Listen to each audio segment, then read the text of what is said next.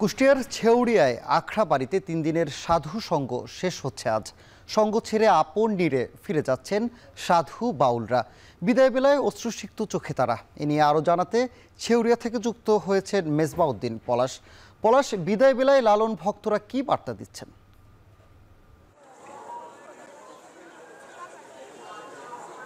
চারিদিকেই বিষাদের সুর, তবুও লালন যারা ভক্ত অনুসারীরা যারা রয়েছেন তারা লালনের জাতপাতহীন মানবতার যে অহিংস দর্শনের যে প্রচার সেটি তারা কিন্তু গানে গানে প্রচার করছেন।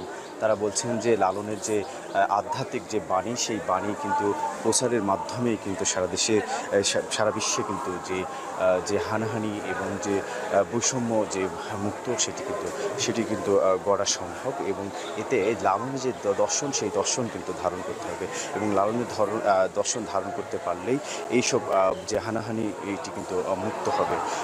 এইরকমটি আসলে বলছেন। আমি সে সময়ে কিন্তু যে লালনের যে বাণী সেই বাণীগুলো কিন্তু আসলে যে ভক্ত অনুসারীরা তারা যারা রয়েছেন তারা গানে গানে তারা প্রচার করছেন। তারা খণ্ড খণ্ডভাবে তারা এখনও তারা এই যে বাণী সেটি আসলে প্রচার করছেন। এবং আমি দেখেছি যে সকাল থেকে কিন্তু তারা তাদের যে আপন নিরে কিন্তু তারা ফিরতে শুরু করেছেন। তারা বলছেন যে আবারও কিন্তু মিলিত হওয়ার যে বাসনা রেখে কিন্তু তারা যে সাইজির আখড়াবাড়ি ছাড়ছেন এবং আবার যে দোল উৎসব সেই উৎসবে তারা যোগ দিবেন। এবং তারা বলছেন যে আবারও তাদের যে ভক্ত অনুসারী যারা রয়েছে তাদের সাথে কিন্তু তাদের তাদের সাথে কিন্তু আবারও দেখা হবে, এরকম মনোবাসনা নিয়ে কিন্তু তারা ফিরে চলছেন। এবং একটু বিষয় বলে রাখি যে এই যে 3 দিনের যে স্মরণ উৎসবের যে আজকে কিন্তু যে বাউলদের যে অনুষ্ঠান সেটি কিন্তু শেষ হচ্ছে এবং এই অনুষ্ঠান এছাড়াও কিন্তু যে এই অনুষ্ঠানকে ঘিরে কিন্তু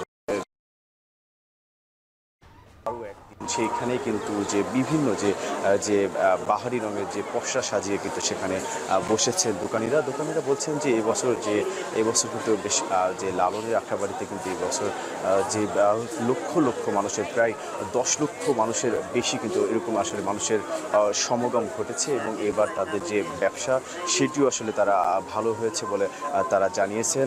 এই ছিল আমার কাছে কুষ্টিয়া থেকে সানি। 3 দিনের সাধু সঙ্গ শেষ হচ্ছে আজ, সে খবর জানাতে কুষ্টিয়া থেকে যুক্ত ছিলেন সহকর্মী মেজবাউদ্দিন পলাশ।